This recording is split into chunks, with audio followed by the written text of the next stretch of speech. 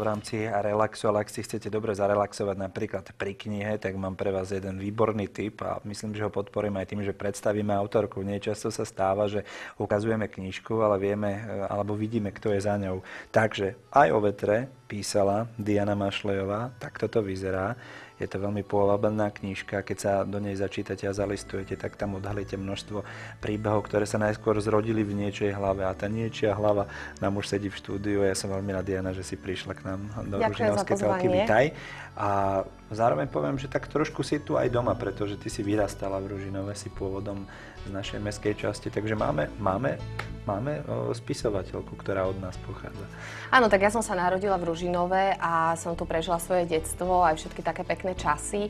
Chodila som tu na základnú školu, aj na strednú školu, vlastne až posledné 2 roky som sa presťahovala, ale rada sa tu vraciam, lebo tu mám starých rodičov, takže mám vzťah k Ružinovu. Aj sa to tam nejako objavilo, pretavilo? Nájdu si tam Ružinovčania, aj keď teda možno len medzi riadkami, ale svoju emóciu nejakú? Ja si myslím, že áno, lebo v tej knihe sú opisované aj miesta a hlavne, aké som mala v tých miestach pocity. Takže, a keďže som časť z nich napísala aj v Ružinove, myslím si, že to tam bude cítiť. Dobre, knižka je tu, je Aj o vetre, o čom ďalšom? Tak je o pocitoch, miestach, stretnutiach, ktoré som zažila, alebo nejakých takých myšlienkach, ktoré mi chodia hlavou a ktoré jednoducho mám potrebu pomenúvať a dávať na papier.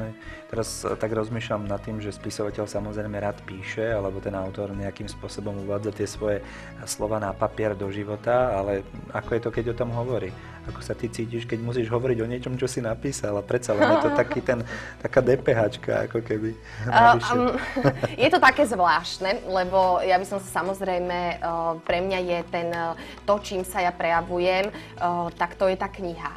Takže, ale viem, že je to potrebné a rada rozprávam aj o svojej knihe, lebo chcem, aby sa dostala k čitateľom, takže je to také prirodzené, ale je to trošku taký zvláštny pocit rozprávať o knihe určite. Spisovateľky aj čítajú, okrem vlastných rukopisov, keď to nejakým spôsobom kontroluje, že či máš čas aj si prečítať konkurenciu alebo iné knižky. Ak áno, tak čo? Podobné veci alebo iný žáner? Toho je veľmi veľa, čo ja čítam. Ja som vlastne vždycky mala vzťah k knihám, takže cez Hemingwaya, Remarka, Irvina Stona, Exuperyho, to sú také moje srdcovky, ale priznám sa, že celkom rada mám aj takých autorov pre deti, Roalda Dahla, alebo kopec ďalších. Čiže vždycky je to tak, že ktorá kniha ma osloví, tak pri tej zostanem. Keď po 15 stranách to nejde, tak to nejde. No. Teraz si predstav hypoteticky takú situáciu, že je knižnica, je tam ten Dahl, Exupery, je tam tá Mašlejová, potom pokračuje Remarque a tak ďalej. Celkom pekná kombinácia, čo povieš? Tak áno, tak je to podstá, ale vôbec sa ešte zatiaľ neporovnávam, ani sa nesnažím do tejto hviezdnej kategórie zapadnúť, lebo naozaj som ešte iba na začiatku cesty. Áno. V čom je špecifické to tvoje dielo je to, že je to zbierka poviedok a tie poviedky, priznajme si, sú účinné, ale sú také punkové. Punkači mali vždy skladbu, ktorá trvala minútu 40 a vtedy boli single 3-minútové. Aj toto je taký kratší, trošku menej riadkov. Menej je viac? V tomto prípade to platí? Ja to píšem tak, ako to cítim. Takže niekedy mám jednoducho, hlavne nechcem, aby tam boli prebytočné slova. Tak mám keď rada. Keď cítiš, že koniec, tak áno, koniec. Áno, mám rada jednoduchosť a mám rada, keď je vec, aj autorov, ktorých rada čítam, tak ich obdivujem, pretože je to také vecné a rázne a presne to vystihuje takú myšlienku a že ten čitateľ si to môže dotvoriť sám. Takže verím, že je to aj v tej knihe tak. A ako píšeš? Je to tak, ako kedysi, že na manžetu, alebo na servítku v kaviarni, alebo nosíš notebook všade so sebou, lebo predsa len aj tí spisovatelia sa prispôsobujú trendom novej dobe a všetkým možným veciam, tak ako toto vznikalo napríklad? Tak toto vznikalo v podstate tak nejak na papier. Ja nie som zatiaľ ten notebookovský typ. Práca áno na notebooku, ale poviedky mi zatiaľ nejdú na technických veciach. Normálne pero a ide sa? Všetko. Áno, pero a ide sa. A v kaviarni. To sa už nevidí často.